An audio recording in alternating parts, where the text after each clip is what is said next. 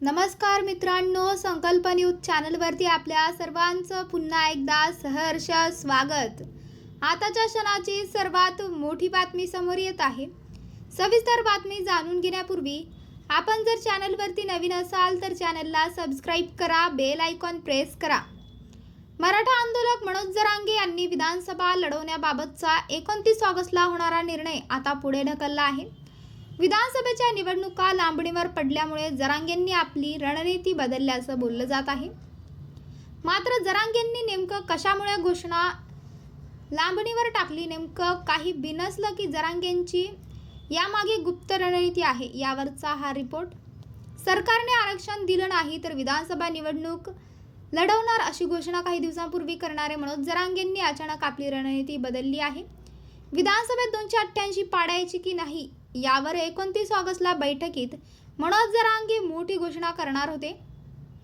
मात्र सरकारनं निवडणुका लांबवल्यामुळे आपल्याला 29 ऑगस्टची बैठक पुढे ढकलावी लागली, असं म्हणत जरांगेंनी सरकारवर खापर फोडलं।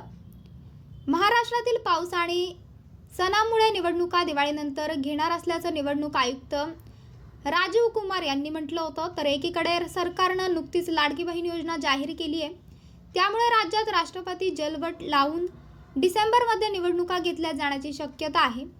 त्यामुळे जरांगेंनी एक पाऊल मागे येत 29 ऑगस्टची बैठक पुढे ढकलली आहे। त्यामुळे जेव्हा निवडणुकीची तारीख जाहीर होईल तेव्हा बैठक घेऊ असं म्हणत जरांगेंनी आपला प्लॅन पुढे ढकललाय। मराठा समाजाला ओबीसीमधूनच आरक्षण देण्याची मागणी होते, त्यामुळे निवडणुका कधीही झाल्या तरी जरांगेंचं आव्हान सरकारसमोर असणार एवढं नक्की।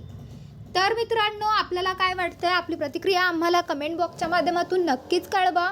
आणि चॅनलला आणखीनही सबस्क्राइब केलं नसेल तर चॅनलला सबस्क्राइब करा, बेल आयकॉन प्रेस करा, जेणेकरून असेच नवनवीन व्हिडिओ व चालू राजकीय घडामोडी सर्वप्रथम आपल्याला या चॅनलवरती बघायला मिळतील। भेटूया आता पुढच्या व्हिडिओज, तोपर्यंत धन्यवाद। जय महाराष्ट्र।